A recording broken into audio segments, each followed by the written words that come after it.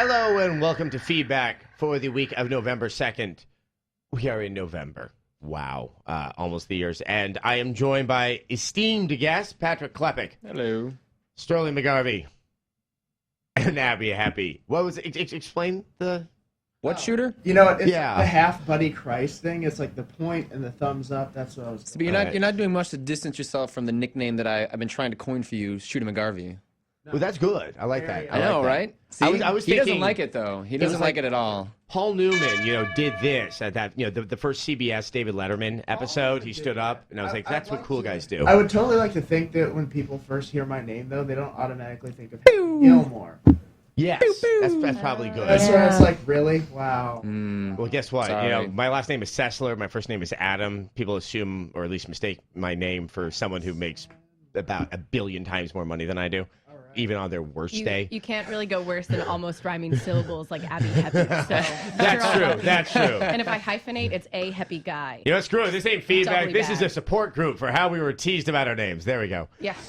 No, this has been a very interesting week. We are obviously just like up to our necks in all the games releases. We still have 3 very major games. One next week is obviously Modern Warfare 2, which I'm using as a segue to one of our news stories of the day. Take it away, Patrick. Yeah, over the weekend, following a series of missteps that's happening with Modern Warfare 2 leading up to its release next week, is that there was a viral video released to Infinity Ward's YouTube channel that was a PSA-style ad using in-game assets like we've seen with other games like Bad Company 2 to essentially poke fun at the fact that a very common tactic in Modern Warfare's multiplayer is to just spam the ground with grenades and to just...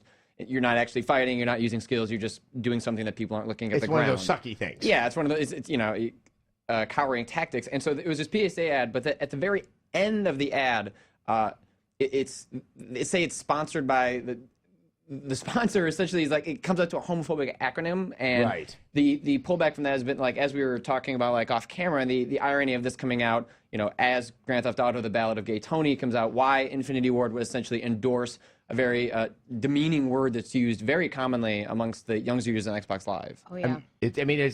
Abby, you are probably of the 4 of us. You play this game, a lot, and like this is one of the most pervasively used slurs and just offensive words. Yeah, the Call of Duty audience is up there with Halo, and even worse because then it's adults calling you names, not just and I won't say my gamer tag, but I get a lot of it for my gamer tag. Yeah. Targeted at me, and very weird because it even says, "Hey, I'm a girl." Come on. Right, but it has one of the worst. I mean, just the slurs that are used, whether they're racist or homophobic, it's pretty bad.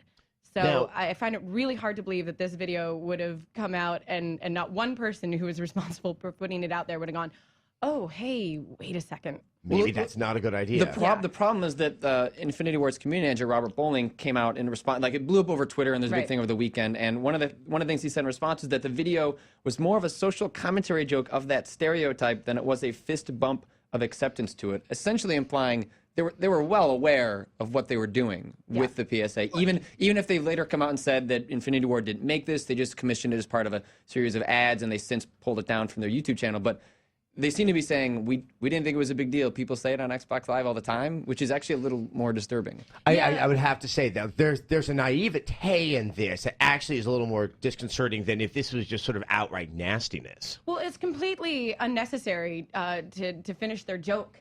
I mean, I got it. I know grenade spam. I know trying to cap a point and have people just raining them down in there from halfway across the map because they can.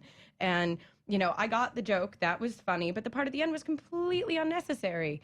It just had no purpose even being there. It didn't add to the joke. It was just kind of there. And it did come off, and even though they said it wasn't a fist bump acceptance, I felt it came across that way because they were saying like, well, we know you guys are saying that, and then here's a little, It's like you can almost hear the rim shot, like, haha, da-da. Because you're calling people that, basically. It kind of reminds me, I've seen people take something like really offensive about the nature of Xbox Live and turn it into something like that is humorous without resorting to that sort of an ending. If you look at 2 years ago, does anybody remember the Master Chief gets on the Halo beta video that was going around YouTube? Like, that's how you make fun of, like, the community, like, all the racism, all the sexism, all the homophobia, and poke fun at it all within that context. I feel like this was just it was just going over the top. It's and I feel gratuitous. and I feel like it serves to just kind of stratify the community because it's people who are like, I'm not cool with this. Well, the worst thing too is they didn't spell it out. Obviously, No. they didn't use that acronym, but already people have adopted the actual acronym as like Right. their icon in forums and their signature in forums, and it just so rapidly spreads through They the internet. poked the hive, and now instead of, we all know this happens, it's not going anywhere.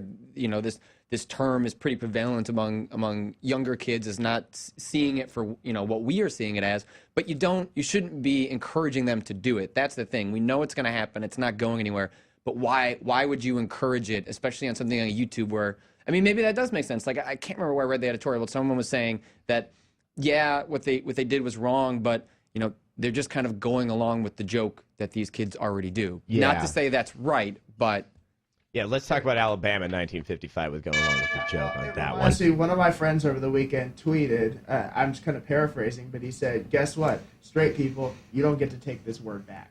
Yeah. Yeah. Exactly. That's very well put. Now, to what both of you also just said, I mean, I think this highlights this sense of what responsibility do the game developers have over what their creation instills in their user base. I'm not a fan of censorship, and I'm not saying that like necessarily that's what they have to always take into consideration. But this isn't in the game. This is kind of the attitude that they're trying to foster vis-a-vis the game. I mean, what is reasonable to expect of the Bungies, of the Epic Games, and of the Infinity Wards? Well, sure. Do you want to? yeah, but I mean, the problem is when they endorse it. Like, it's when it, and that's what Infinity Ward later came back and said. Robert Bowling said that we put it up on our YouTube channel. Yeah, we didn't make this.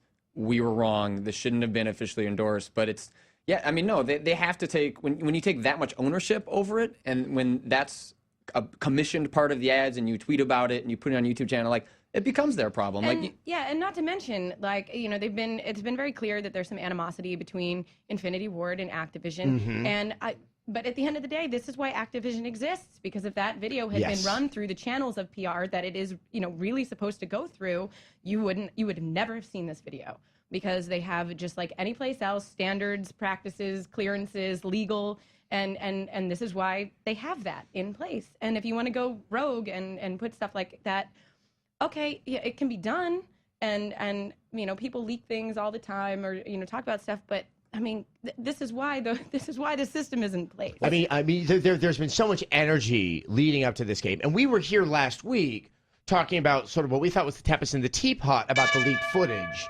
That people were, that so many people saw as controversial, but now we're being put in the position of like, no, there's no way on earth I'm going to defend this. And that's the tough part, is that we've kind of flip-flopped from between, we're like defending Infinity Ward for doing something that pushes people's buttons, and then all of a sudden pushing people's buttons in a completely different manner. That, I mean, people are already looking for reasons to not buy this game because of Activision, Infinity Ward's treatment of PC gamers and their response to the controversies with like dedicated servers. This is such an odd thing to do in the week before the game launches, to just try, like, pushing everyone's buttons. It just seems really irresponsible. And with the World Series going on, because the one thing we didn't point out is that the man who's actually voicing the PSA is called Hamill from the Philadelphia Phillies, who ironically, I think it was Game 4 or Game 5, just seemed to not even care anymore about the World Series. And I couldn't help but wonder if that's because he's just waiting to play Call of Duty for himself. The other while we're on the PR track, though, is Robert Bowling has basically become their kind of internal PR, and if you're going to do that, the other thing that you need to come out and say right off the bat is not, well, I kind of thought it was funny, which he said, I thought the court joke was funny, and we went a little too far at the end, so we're pulling it down. No, you come out there and you say, we're really sorry, and we're pulling We this made a right mistake. down, This and is you an make error in apology, judgment. and this was exactly the first thing. You don't try to defend it. You don't try. You essentially just saying, like, come on. I mean, it was funny. We screwed up. Like, no, you just screwed up. And that's the part that to me is the most pernicious about it. Sterling, I can see you want to jump in here. What's interesting to me, though, is that 2 months from now, is anybody going to remember this? Because as much as this could be kind of a textbook example of, as you were saying, like not having PR handlers and basically having a community relations meltdown, there's tons of people all year that have been saying they hate Activision, they don't want to support Activision, they're still going to go out and buy Modern Warfare 2. 2 months from now, there's still going to be tons of people flooding Xbox Live playing it. The question is, are people going to let this slide, and will history repeat itself? Yeah, I think for the most part they will. I think that there will be some people that cancel their pre-orders. I mean, I've seen people post receipts already that they have.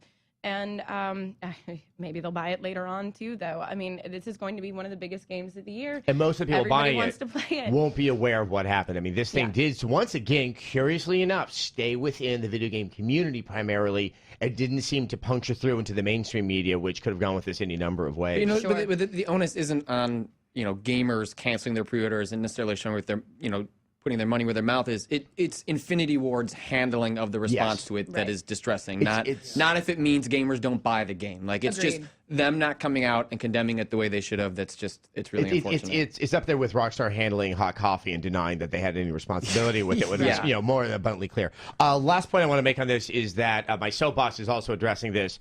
Probably in far more emphatic terms than the very genial discussion that we had here, and I do encourage people to check that out. I use an analogy I'm pretty proud of in that. Now, story number 2 was going to be story number 1 for most of this week until this happened. Yeah. I want to put this under a banner called "I Told You So." Take it away, Patrick. Yeah, there's some really interesting things going on with Nintendo right now, and it seems like there's a lot of internal strategizing going on in terms of what they should be doing in the next 12 months. But essentially, as part of the financial results for Nintendo for the latest quarter, Nintendo President Satoru Iwata came out saying that the current situation of the Wii, especially in Japan, but also worldwide, is unhealthy. The price drop created a spike, but it's not getting them back to the levels they were at before. Now, granted, they're still outselling everyone, leaps and bounds, but that gap is starting to close, and they're starting to see that time and time again when Nintendo's had financial pitfalls with the Wii, they've always blamed it on a lack of software, and they're blaming it again on a lack of software. And we're starting to see hints from Iwata and from Miyamoto that they're thinking of maybe, it's kind of sounding like they're maybe pushing up the release of what would be the next iteration of the Wii hardware, dropping hints about a more compact Wii mode, embracing HD visuals. And one of the things that Iwata said was that as you probably know, the current situation of the Wii cannot be identified as healthy. The price cut seems to have the least impact here in Japan and other parts of the world. Is our urgent mission to recover the momentum of the Wii during the holidays using Nintendo's strength. But I guess the question is, what is Nintendo's strength right now? And is what they're coming out with the gate in the holidays something that is New Super Mario Brothers Wii enough to propel them back? So And No. most importantly, what are they saying when they're talking about to regain the strength? They have been making money on the sale of the hardware up until this point. Now, what we have always known, when you look at the life cycle of a console, you try to sell that hardware in the first half, and then you start making your money in the second half off of the software. And they're not selling software at an attach rate that's all that impressive. Are they trying to use Super Mario Brothers to stimulate Wii sales, or are they just trying to sell Super Mario Brothers so they can make money off of that game in particular? Yeah, I mean, it's hard to say because even if you look at Nintendo's history so far, even though Nintendo started the Wii, it doesn't seem like even 4 years later they quite understand what they started or what trends they're supposed to be identifying. Because you look at things like Punch-Out, pretty much a massive flop for the Wii. But then you have something like Wii Sports Resort, which is going on to sell about 7 million. You have stuff like Wii Play. Like, it just seems even Nintendo's not quite sure what they're supposed to be doing. And even them, to a certain extent, seems to be kind of throwing everything at the wall. And the thing that works with the Wii is brands. Like, you got Wii Sports as a brand. New Super Mario Brothers is Mario. That's a brand. But they seem to be seeing things stalling, and I'm not sure they quite know what to do to stop that. But one thing that Adam and I were talking about this week is that what does this mean for the games they currently have in development? Like, let's say they decide, well, let's do a hardware refresh and we're going to do HD. What does that mean for the Zelda and Mario games that are It probably means being you won't worked see on? a Zelda until they come out with that. But that also begs the question, couldn't they just expedite it and make it like a deluxe WiiWare package and rush something out the door? You just said expedite in the same sense of Nintendo. That's not going to happen. And I want a pony. I was gonna say that they will be dragged kicking and screaming into today's standards in about 3 years. But it would seem to me that if they're going to go ahead and hit the bailout button and like jump out of the plane as it's about to crash and pull out the parachute, downloadable games and like not releasing it on disc and saying, oh, well, we've got a Super Mario game, but it's going to be downloadable. It'll be special. There will be a different standard held to that game than there would be if it were a disc-based release. That's a good point. I was thinking about that in terms of also the news report that Iwata was mentioning. They're going to start releasing more game demos, more WiiWare demos. Because they've Not more, just game demos. and then they will have them. They will exist. So I can preview me climbing up a cliff? Remember Finally. that demo? Finally. Power cords. Yeah. Great. Well, I think it's important to note that we're 3 years into this console's life cycle, and they don't have a big hit this fall because for me, Super Mario Brothers is not that big hit. It's a party game. I am looking for Galaxy. I am looking for Zelda. I am looking for Metroid Other M, which I hope I don't have to wait another console to play. Yeah. But even like, Galaxy, when it came out, really couldn't have it qualified as a hit, especially up against like a handful of the other games and how other Mario games performed. I mean, they're not even getting that same kind of traction on those traditional hardcore games. Well, and the problem, it seems that like now we're a couple years in where they kind of actively ignored their hardcore base, just knowing that they would come along for the ride. And now they need those evangelists. They need those, like, that's why like the 360 community is so thriving, as people are that base gets so evangelized for everything. Community though, and that's my other problem with the Wii, is that I never had a sense of community when there was a month or two where everybody was trading their friend codes, was sending me memes. That stopped after about a month or two. But I can't see what my friends are online playing. I think this is coming to bite them in the ass, because they haven't emphasized a community that gets behind the Wii, gets behind new games. And I think this is systemic of, like, a lot of times I'll talk about like a lot of games I'm playing on my Wii, a lot of WiiWare games that I don't think people are playing, but when there's no way to evangelize those games, there's no way for demos, there's no way to see what your friends are playing. When you don't give people compelling reasons to do that, you don't have the people that are going to be keep your console in the conversation. And right now they're starting to fall out of the conversation, and they can't rely on the evangelists that they've always had. The Nintendo faithful have kind of, they come back for the game, but they only come back when the game's released, and then they go away. Well, to me, part of that fundamental issue is that they put so many stopgaps in place. The idea of the friend codes, there's so many workarounds they could have come up with by now, be that you have to verify that you're over 18 with like a credit card, something like that. So other games have found workarounds that aren't. Yeah, your third party shouldn't be figuring it out for you. So that adults can play games without having to go through this stupid barrier. I've always said that like friends codes are like putting an extra wrapper over a condom. Have you always said that? You've always said that? Yes. Yeah, for years I've said, it's just one more thing to get through to get to the goods. I'd like to call my teenage years a friend code. Now, in terms of the idea that, and it sounds like they're at least considering a new console. Now, last week up on our website, we had all these reasons not to get a new console. I didn't even do a soapbox about it, but Nintendo always, that's kind of the white elephant in the room. Like that rule doesn't apply to them as well. If they were to come out with a console, let's say in 2 years, is that too soon, or do you think there'll actually still be interest, at least in the hardcore base, for a new Nintendo system after the experience with the Wii? Hardcore, maybe not.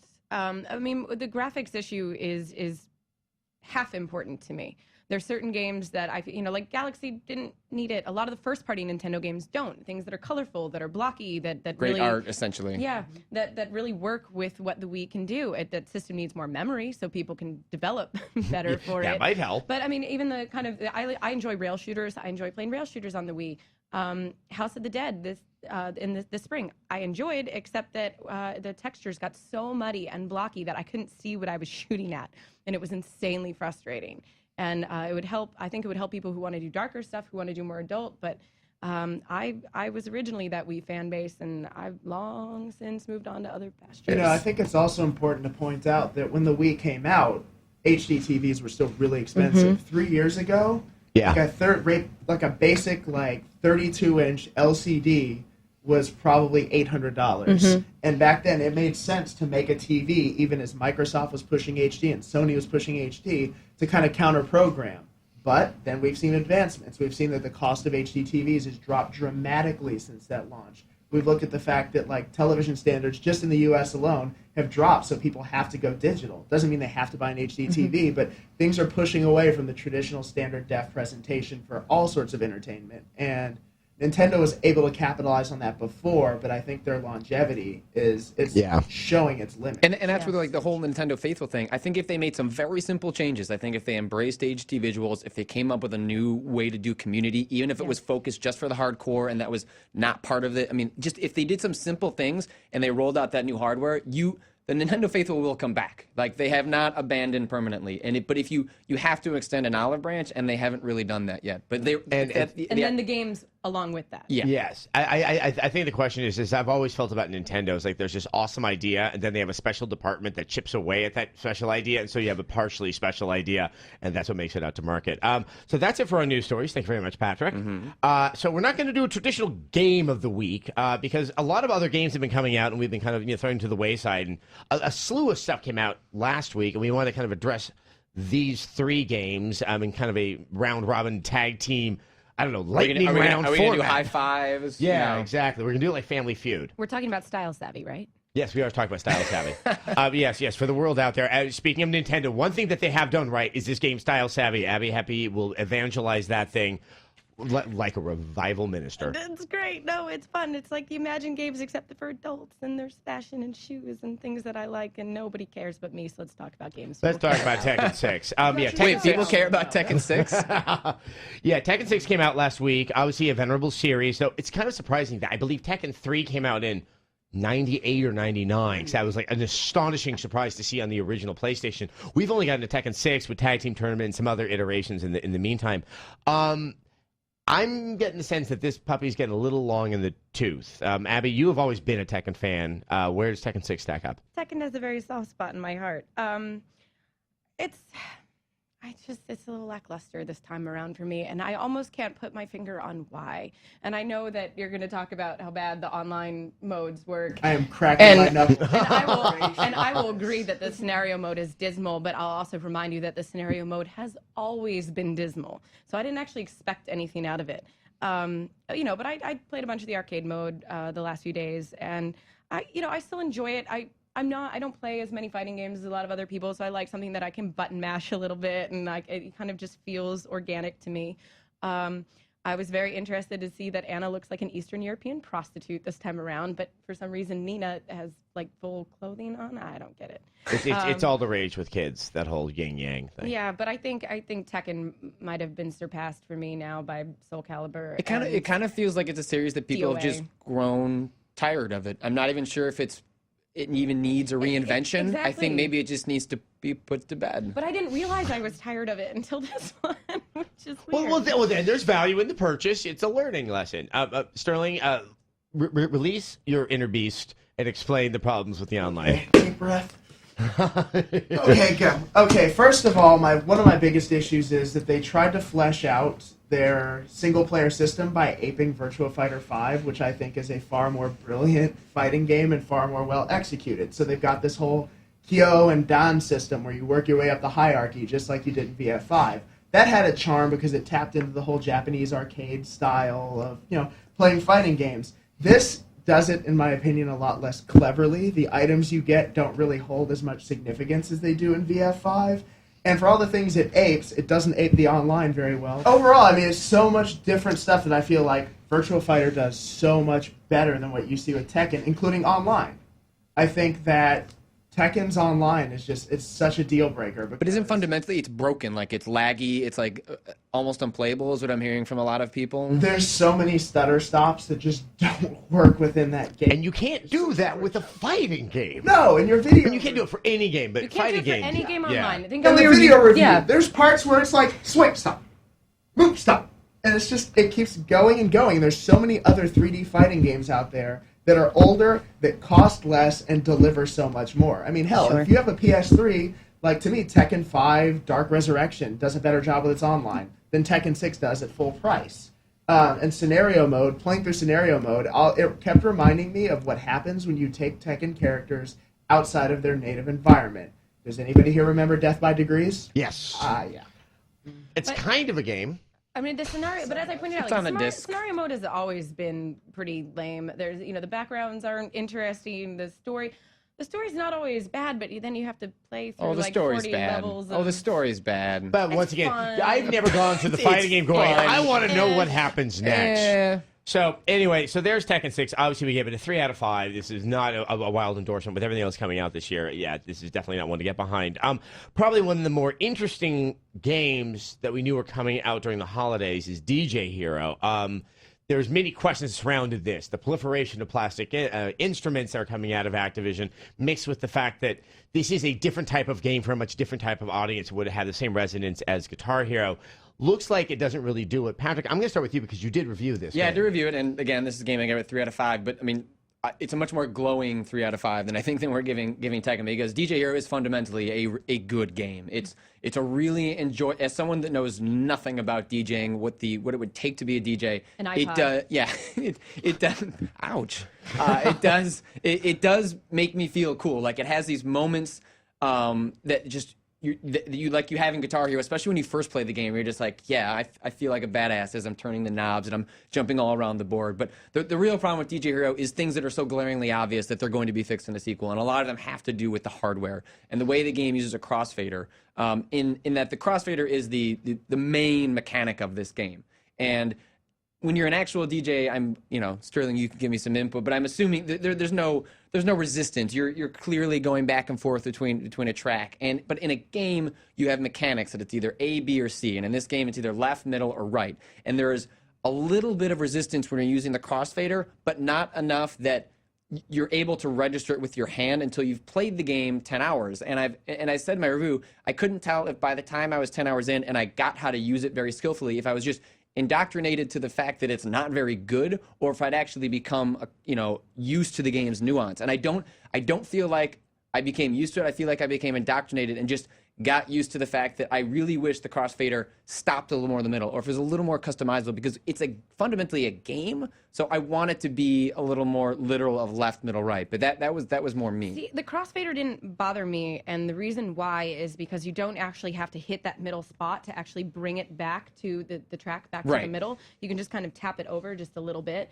So I relied more on just kind of never actually getting it back to that center. I always point felt like I was learning a the trick. edges. Like it was like, oh, like I didn't trick. I didn't quite realize that until I played a number of hours, and Brian Leahy pointed that out to me. He was like, oh, you'll probably do a lot better if this is what you're doing. I was like, well, I shouldn't be picking that up from someone else or from. I feel like that's such a fundamental core of the game is the crossfader and how it works that I shouldn't have to be kind of feels like tricking the hardware in order to really accomplish it. But the one thing I felt that was on purpose. Well, I want to hear from our resident DJ right here, Sterling. Well, yes. Yeah, I used to interview a lot of DJs. I was a music journalist before I did this, so I'm kind of obsessed with DJ culture. It reminds me a lot of when people used to say, why don't you just go learn to play a real guitar instead of playing that stupid Guitar Hero? This is nothing like that. What I like about DJ Hero is that it makes this kind of facet of DJing accessible and fun. It has nothing to do with actually like beat matching, lining things up the way a DJ does, transitioning, blending, whatever. It just makes it a fun game. The crossfader kind of kills it for me, though. Yeah. Because when you're actually like playing records, the fader can stay in the middle, but you always get to punch around with the levels. But there's always a bit of leniency with the actual act of DJing, and there's a rigidness that they very have programmed mechanical, into the game. yes. That just makes it really difficult. So when you flip it back and forth, it's like you were saying, you kind of like you ride it on the side in the middle. I kept trying to like put it right on the side of the center where it clicks in place, and it was still penalizing me for it. Really? And like the whole that mechanic, I can't remember the name of it, where you have to kind of like stab out really quick. Yeah, there's these little spikes that'll come down. Yes. And those are actually the one mechanic where with the crossfader I was literally almost incapable of doing them. Yeah. That was tough. It's infuriating that they would throw that in there, in my opinion. Now, with the discussion of the crossfader, Abby, I know that it wasn't as much of an issue for you, but for the two of you, and you seem to think that that's actually something that could be addressed in a second iteration. That would mean that there would have to be a second piece of hardware with the newest version of DJ here. Yeah, but I mean, it would probably end up being like the way Guitar Hero and Rock Band are handled. Like, there'll be a software edition if you don't want these hardwares, because it literally would not require changing the game mechanics. It is something that could be just addressed in the hardware. And I think this almost seems born out of like, the developer Freestyle Games, when this game was picked up from Vivendi ages ago. It feels like they wanted it to be just a slide, like, a smooth crossfader with no mechanic, and then somewhere in like the playtesting they realized we need something in there. And I just feel like they didn't go quite all the way. But the thing I will say is that because it isn't so rigid, I feel like, and it does take a little more skill to come to grips with, there's going to be this hardcore audience that really, really likes that and will not want what I'm recommending for the second hardware. So in a certain sense, I think it actually works, because for people like me, if they go that step in the second iteration of the hardware, I'm happy. But then there's already that version, because the hardware otherwise is fantastic. Like, you can set this on a table, and if you had a parent walk in, they're gonna think that was probably actually a piece of DJ equipment. It's really slick looking. What's Johnny doing with all the plates in the living room? And I don't know. I was trying to do an old person there. I can't. I'll be there in 5 years anyway. I'll let you know what it's like. Let's get on to our last game, because this is the one that was like a big winner for you, Sterling. You did the review, and that is the last and latest of the DLC made available for Grand Theft Auto 4, The Ballad of Gay Tony. Yes. Hands down, to me, that This is, as much as I love GTA 4, I was a little bit turned off by Lost in the Damned. I thought this was like a great send-off for like 18 months of sinking 50-plus hours into Liberty City. I just think Rockstar did a great job with taking a lot of the subtleties and just throwing them into the mix. A lot of the stuff that people said, oh, well, Saints Row did this better than GTA 4. Stuff like the way the checkpoint system was set up. One of my big complaints that I had with GTA 4 when I played it was that I was in a virtual New York and I could barely find a cab anywhere. Whereas Daytona, you step outside anywhere and, oh my god, there's 2 taxis going this way and that way. Like, it feels a lot more authentic, and it's a lot easier for you to just get stuff done. Get your missions done. And that's like the core of what I love in GTA games. It's not the transportation time. It's not hanging out, hooking a left, and like smacking into a fire hydrant. No, it's get in the cab, get to my mission. I took cabs everywhere. Start shooting people in the face. That's what I want, and that's what it delivers on. It seems like this is one of my complaints about GTA 4 was just that it didn't. I loved the seriousness of the story until about halfway through, but it felt like when I went to the open world part of it, when I was done with the story, when I was just mucking around, it didn't feel like it had the same playfulness, the same tools that allowed me to just go crazy that the previous games did have. And it really feels like in the trailers, and I haven't had a chance to play Ballad of Gay Tony yet, but I get the impression from reading a review that it really gives you all of those tools like tanks and helicopters, the stuff that just lets you go nuts in Liberty City, and the stuff that used to make it so fun in 3 when it was just a race to see who could get to 5 stars the fastest. Right. Yeah. Now, Abby, you did get some time with the game, and what are you thinking? Well, that can't be good. I like Grand Theft Auto. I like the series. I like the story. I like the writing. I think the controls are so out of date and archaic. And I love that they updated the checkpoint system, but doesn't that feel like catch up to other games? I mean, and the shooter stuff still kind of feels like it's halfway there. Slow. The shooter stuff is maybe halfway there. You move, you're clunky, it's slow, the movement, everything. That takes me so out of the game. Right. I mean, maybe I'm impatient and I like to get places fast, and I do. But to me, I get so frustrated, like controller throwing frustrated at how the game still controls. And they've never really done an update to kind of those core mechanics in the game. And so as much as I enjoy the missions and the story and everything else, every time I can only do it for about 3 missions, and then I have to put the controller down and walk away before I scream. I think it's an interesting thing because I've had feelings like that. I really love the changes, obviously, that came from the GTA 3 series to what they did to 4, though I still had some moments where I'm like, I am going to go bonkers right here. Well, if you look at the original GTA team, they went on to do Crackdown. Yeah. And that's just like off the wall, jumping around, fast paced, everything like that. And I wish maybe they just taken. I mean, obviously, superheroes doesn't fit into the Grand Theft Auto canon, and that thing's just. I don't know. Feedback's giving us a message. Budget cuts. Right. So anyway, back to something we were talking about. Well, no. What I think is funny is that obviously GTA of the games that we can describe as phenomena, I think is right there at the top of the list. I think it even exceeds Halo.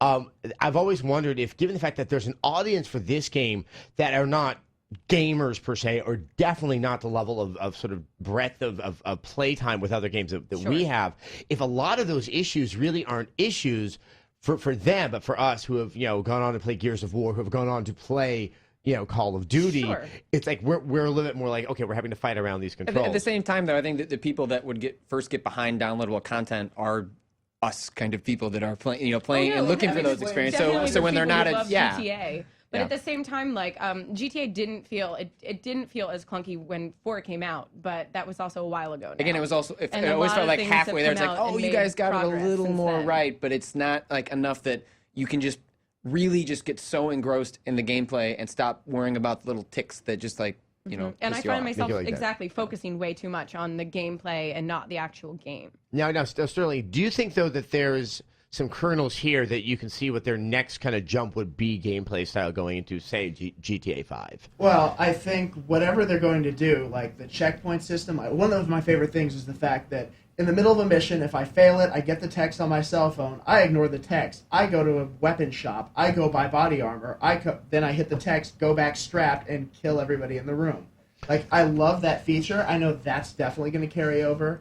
It seems like Rockstar's adopted this mission replay system that they started with Chinatown Wars, and they've implemented into Gay Tony. I think that will definitely be in there. And I think now they've finally figured out how to hone in the friend system, so it's not as overbearing as it was in GTA 4, but your friends, they'll be more accessible to sell you good weapons or get you a car or something like that. They always call me for a date right before I'm about to start a mission.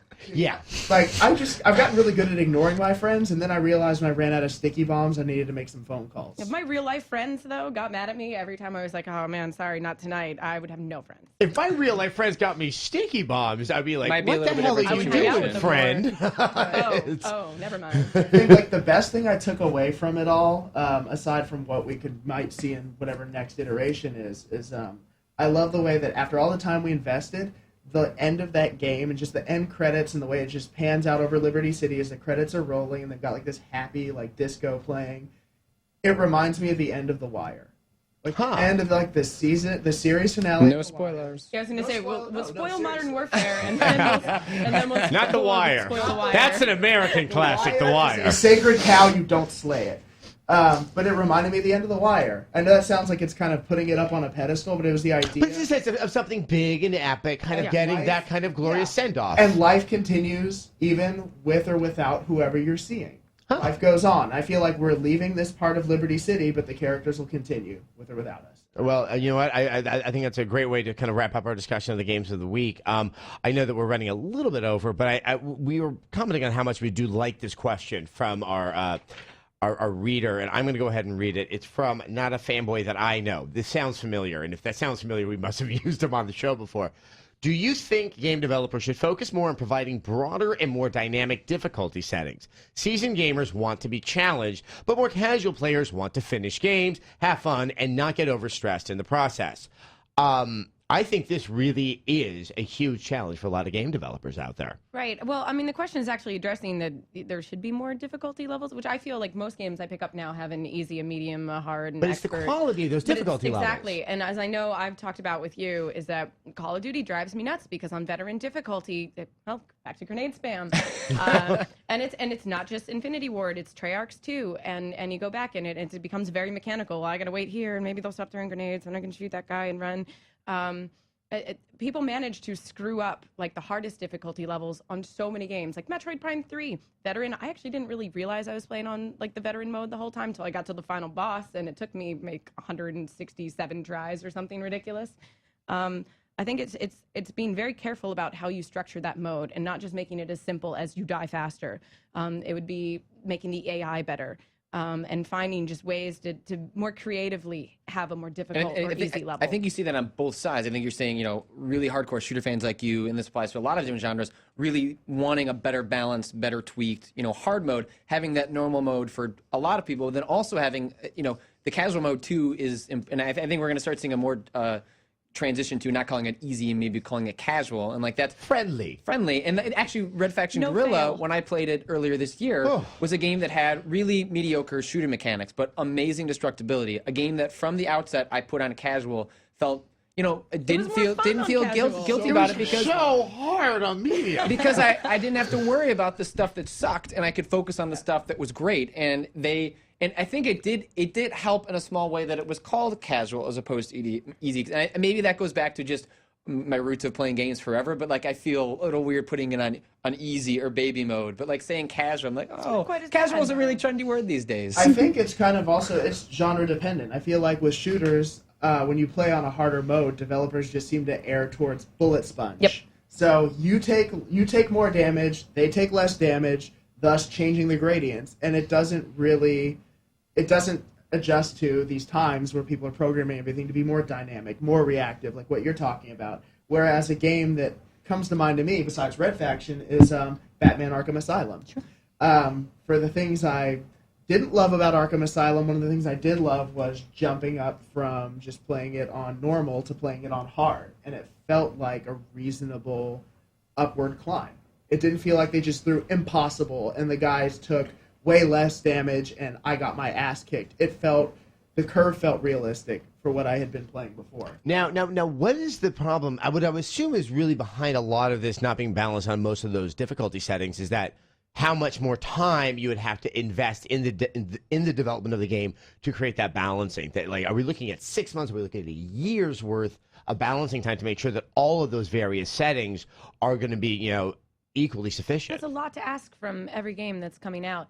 I know, because I always love to mention it, but Left 4 Dead actually feels like they did think about, you know, about their expert mode. And what they have going for them, though, is that AI director, and it goes back to what I was saying about, like, man, it would be really great if instead of just me being a bullet sponge, if maybe the game thought about how the AI is approaching me. I mean, games that have, you know, great AI like Fear or something, you know, to look at how those enemies are coming at you, or how, you know, how the world is approaching you, and not just, you know, changing your stats.